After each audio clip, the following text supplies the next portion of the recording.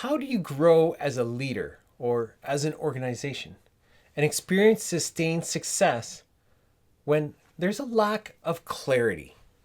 A clarity around identity, purpose, and what you do. Consider the following questions. Why do you exist? How do you behave?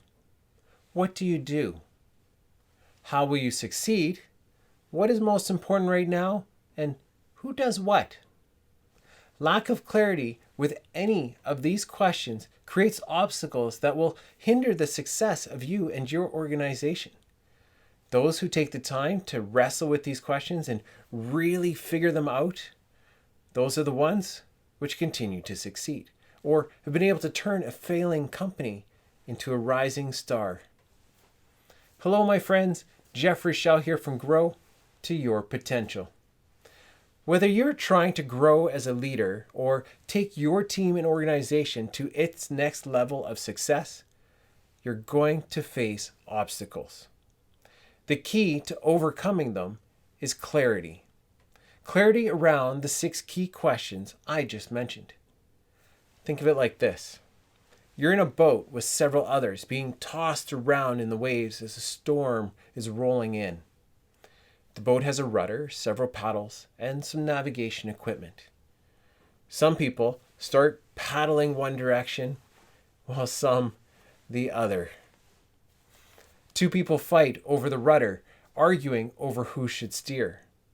Others throw the navigation equipment overboard to lighten the load, all while one guy decides to take a nap. At this point, you may be wondering, why are all these people in the boat so confused?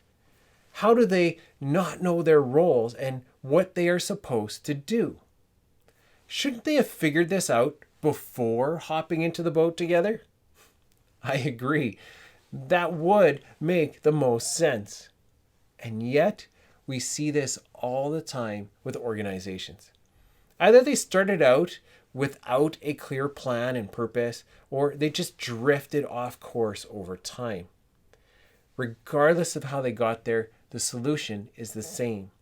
They need to pause and gain clarity if they're to weather the storms ahead. And that is exactly what I'm going to help you do as we work through this video series, starting with the first question, why do you exist? Whether answering it personally or for your organization or team, this truly is the most important question. This is where clarity starts, and it influences the answers to all the remaining questions. The importance of this question is something Simon Sinek talks about in his book, Start With Why. He then follows this book up with Find Your Why, a book to help you figure it out. Patrick Lencioni also talks about this in his book, The Advantage, which also serves as a source for the 6 questions we're tackling in this series. Answering this first question is no easy task. It takes time, especially at an organizational level. Regardless of how long it takes or the amount of effort and frustration that may be involved, answering this question is essential. Now, I don't have enough time in a 5-minute video to teach you how to do this. But what I can do is give you a couple of pointers. First, anticipate this taking time.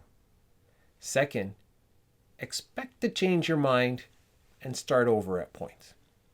Third, when you think you have it, go deeper. And fourth, start by focusing on the big picture.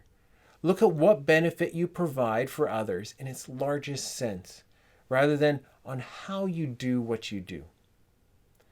To help you with this, I'll finish off with a glimpse of my why.